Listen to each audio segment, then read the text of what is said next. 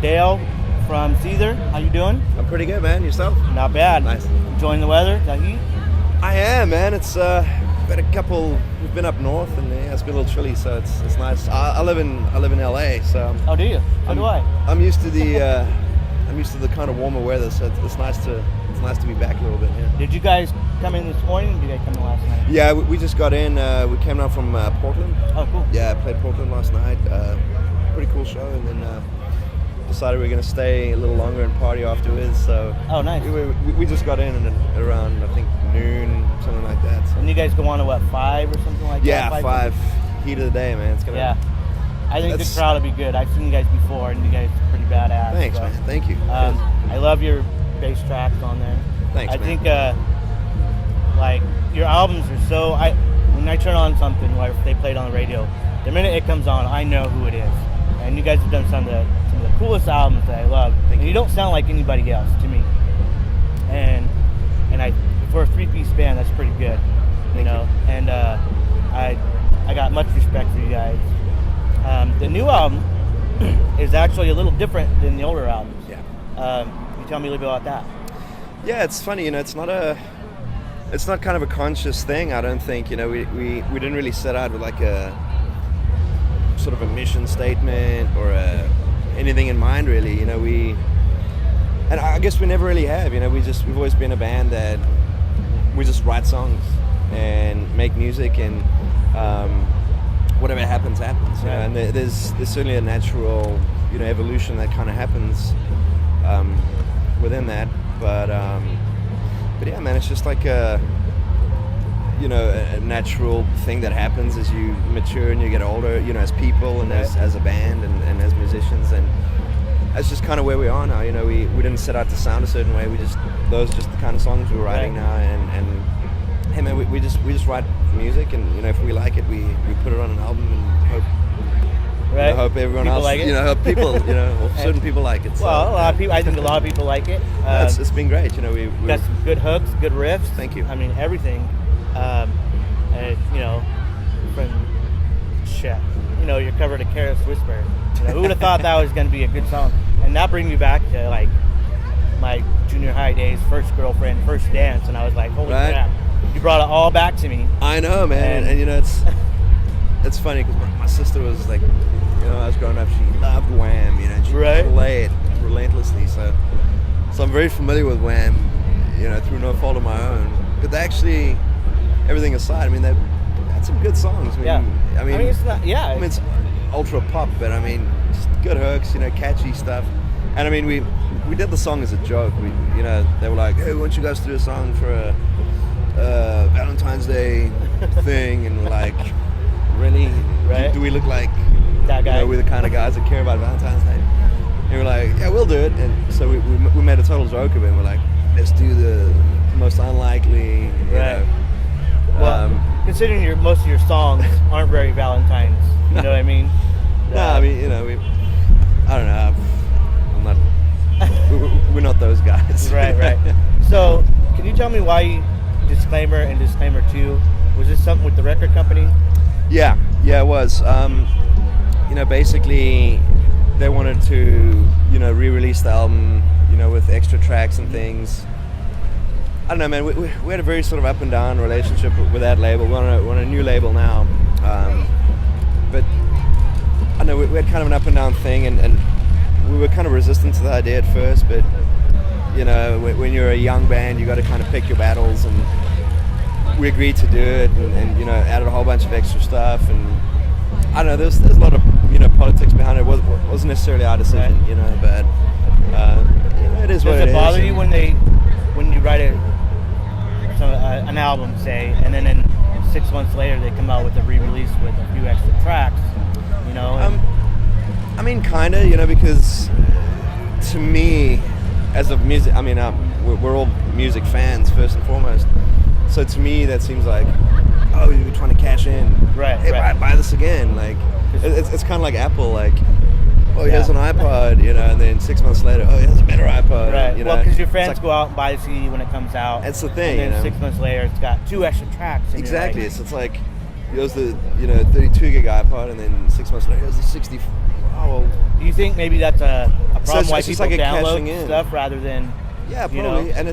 And I think it's a result of people downloading stuff. Is that record labels, I guess, have to use these little tricks to try and cash in. Makes sense. Because I mean, sales are non-existent pretty much. So I get it, but it's just I never want the fans to feel like we're trying to rip them off, because we're not. I mean, we love our fans. We respect them, and we don't want to be those guys. Hey, we're just trying to cash in and make a buck. We're like, no, man. Like we care about the fans. We love making music, and we're doing it for the right reasons. So we don't want it to come across as we're trying to scam people buying something twice.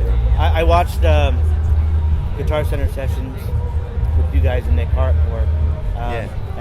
And he did the interview there. You guys, one of my favorite interviews I've ever seen, and just because it was honest, it was real. With Sean talking about suicide and drugs and this and that. To me, so much respect for that, because a lot of people kind of sweep it under the rug or brush over it. They don't want to talk about it, and you guys are very much open about it. Did you have the same problems as he did as far as abuse and everything like that? No, I mean, for the most part, I think I had a pretty good upbringing. But I think everyone, I think everyone has those demons. Dark times, and everyone has demons, for whatever reason. But yeah, it's something that we try not to shy away from. It's something that it's a big problem. It's a very real problem. Be it kids being bullied in high school, or vets coming back from the war, and it just seems like there's not a lot of places they can turn to, and we don't think that's right. We think it's something people need to talk about, and I mean it sucks to talk about, but it's something that needs to be talked about. You think that's why they relate to your music? I think so. I mean, Sean especially, he's got a lot of demons, and he certainly deals with that in the music, and that's I think music helps people, even if it's temporary. I mean, if you can get relief by listening to a song, or at least saying, oh, there's someone who feels like me, I think, if people can relate, they don't feel so isolated and alone, I think it's important. I think music's important. I think, I mean, music certainly helped me through, my darkest times. Yeah, when Fake It came out and stuff like that, I'm going, how did you know that I was thinking that? You know what I mean? Or, you just put it into better words and add music, and I'm like, I think you get it. You do get it. And that's the thing, and again, I think people don't want to feel that isolation. If you can think, he gets it. That's how I feel. And I think that's why people relate to a lot of the music. And not that it's all about that, but I mean, there's certainly a lot of songs that deal with it. One of my favorites too is Not Jesus Christ. The bass line in there is just, I love that. Right at the top of the beginning, it's just, I know what it is, and I like how it builds and builds and builds and builds, and then it just and I just, one of my favorites. Thanks, you got to turn it up to 11, right? I mean, you have to. So you guys have pretty much traveled the world. Do you guys ever get worried, like when you're sent to places that have like rioting or unrest in their countries? You get offered to play there? Yeah, we actually just turned down, or I don't think it was because of unrest, it was for other reasons, but we had to turn down Kuwait. We're going to go play there for the troops. We couldn't fit it in though, unfortunately, but... Stuff for the USO? Yeah, we do a lot of USO stuff, and unfortunately, I was kind of looking forward to it. Right. I was kind of nervous at the same time, but it was kind of a good nervous. I don't know, I like being nervous sometimes, But, nervous is good, it keeps you on your toes, yeah. Right? But like we're going to Russia and stuff, and I mean, I'm not really worried. I mean, I think, most of the time, we have good people, taking care of us, good handlers, good people in charge, and translators and things. Sometimes we go and they're just like, well, here you are, kind of fend for yourselves, and that kind of makes it tricky, So have you been, where would you like to go if you haven't played yet? you know, I'd love to go like South America. I mean, we've only ever done like one show in Mexico City, and it's a shame. I mean, No Brazil, like the rock. no, and we get emails every day from like kids in Brazil, please come play, and they're so passionate down there, you know. They are too. And we haven't been, you know, but you know, we have new booking agents and new label and stuff, so we feel it's almost like a new beginning for us, and we really want to get down there, you know. So That and also like, you know, Southeast Asia. I mean, we get messages all the time, and you know, the only time we've been, you know, to Asia was to go play for the, you know, the troops in Japan, with Okinawa, Sasebo, and Iwakuni, and it was amazing. It was great. You know, we drove show to show as well, so we got to really see the landscape, and I loved it. But I want to go play Tokyo, man. Yeah. I want to play I'm for. surprised you guys haven't played Tokyo. I know, it's, you know, it's a shame. I don't know why. It's just, you know, kind of powers that be, but that's what I want to do, you know. Cool. And you know, South Korea. I mean, there's Indonesia. I mean, I want to go to all those kind of amazing countries that. I mean, I'd love to play there, but I just want to see it more than anything. Right. So before we go, what's the tour plans coming up? Well, we're going to finish out this Uproar tour with Godsmack, and then we've actually got a couple Canadian shows with Godsmack as well.